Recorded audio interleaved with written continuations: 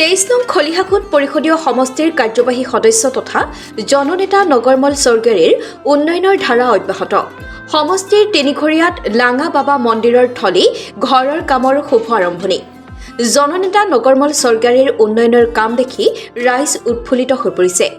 অসম চৰকাৰৰ দ্বাৰা অনুমোদিত ৰাভা হাছং স্বায়ত্তশাসিত পৰিষদৰ 23 নং খলিহাকুট পৰিষদীয় সমষ্টিত যোৱাকালিৰ দৰে আজিও সমষ্টিৰ তিনিঘৰীয়াত লাঙা বাবা মন্দিৰৰ থলী ঘৰৰ কামৰ শুভ আৰম্ভণি কাৰ্যবাহী সদস্য নগৰমল স্বৰ্গেৰীয়ে। ৰাভা হাছং স্বায়ত্তশাসিত পৰিষদৰ উন্নয়ন পুঁজিৰ 2024-25 বিত্তীয় বৰ্ষৰ ব্যয় সাপেক্ষে আজি পৰিষদীয় সমষ্টিৰ তিনিঘৰীয়াত লাঙা বাবা মন্দিৰৰ থলীঘৰৰ 6 লাখ টকা ব্যয় সাপেক্ষে শুভ নিৰ্মাণ কৰা হয় বুলি জনাই সমষ্টিৰ সদস্যগৰাকীয়ে। বকৰ পৰা ধনমণি মেধি ৰিপৰ্ট লাইভ অসম।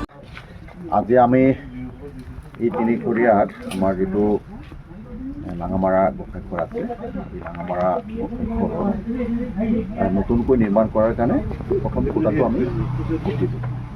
আমাৰ তিনিঘৰীয়া লাঙামাৰা আশ্ৰিত গঞা ৰাইজৰ দীৰ্ঘদিন এটা সমস্যা আছিল। ৰাইজে বহুদিন আগতে কাঠৰ খুঁটাৰে তেওঁলোকে লাঙামাৰা গোসাঁইটোক নিৰ্মাণ কৰি গোসাঁইক স্থাপিত কৰি পেলাই বছৰৰ পূজা ভাগি আগবঢ়াই আহিছিলে। আৰু শেষত গোটেই কাঠৰ খুঁটাবোৰ যিহেতু জৰাজীৰ্ণ অৱস্থাত হৈছিলে, গোসাঁইৰ পবিত্ৰ গৃহটিক বনাবৰ কাৰণে মোক অনুৰোধ কৰি আছিল। মই প্ৰায় আজি 3-4টা বছৰ ধৰি পাৰা নাছিলোঁ কৰিবৰ কাৰণে, কিন্তু আমাৰ এই চলিত বিত্তীয় বৰ্ষত এটা অনুমোদন পালোঁ ৰাভা হাছং স্বায়ত্তশাসিত পৰিষদৰ তৰফৰ পৰা। আৰু সেই অনুমোদিত ধনেৰে আমাৰ লাঙামাৰা গোসাঁইৰ পবিত্ৰ থলীঘৰটো নিৰ্মাণ কৰাৰ কাৰণে আজি সক্ষম হ'লোঁ। আজিৰ পৰা এই ঘৰটো আৰম্ভ হ'ল। মই আশা কৰিছোঁ যে আমাৰ গৃহটি কমপ্লিট হোৱাৰ পিছত, সম্পূৰ্ণ হোৱাৰ পিছত আমাৰ লাঙামাৰা গোসাঁইক সুন্দৰকৈ স্থাপিত কৰি আমাৰ এইটো অঞ্চলৰ ৰাইজে এটা আধ্যাত্মিক পৰিৱেশৰ মাজত লাঙামাৰা গোসাঁইক সেৱা কৰিবৰ কাৰণে সক্ষম হ'ব। আৰু যিহেতু উপাসনা গৃহবিলাক ভাল হ'লে মানুহৰ মন প্ৰাণবিলাকো ভাল হয়, গতিকে আগৰ সময়খিনিত তেনেকুৱা ধৰণৰ জৰাজীৰ্ণ অৱস্থাৰ কাৰণে যথেষ্টখিনি আমাৰ ৰাইজৰ দুখ আছিলে, বেদনা আছিলে যে আমি গোসাঁই ঘৰটো সুন্দৰকৈ কৰিব পৰা নাই। আৰু এতিয়া তেনেকুৱা ধৰণৰ কোনো বেদনা নাথাকে। মই আশা কৰিছোঁ যে তিনিওঘৰ ৰাইজ কৰি ৰ'ব এতিয়াৰ পৰা নতুন আধ্যাত্মিক পৰিৱেশ এটা পাব।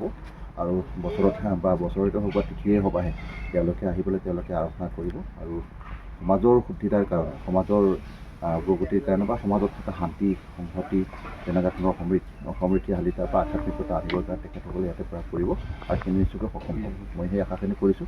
আৰু মই আশা কৰিছোঁ যে আমাৰ যিটো গৃহ, সেই গৃহটি নিশ্চয়কৈ সুন্দৰকৈ হ'ব। আৰু আমাৰ গোসাঁইও ঘৰটো পোৱাৰ পিছত আমাক সকলোকে মৰম কৰিব, গোসাঁই আশীৰ্বাদ কৰিব, যাতে আমি সকলোৱে সুন্দৰকৈ নিজৰ নিজৰ ব্যক্তিগত জীৱনবিলাকত নিজৰ লক্ষ্য অনুপাতে আগবাঢ়ি যাবৰ কাৰণে সক্ষম হ'ম।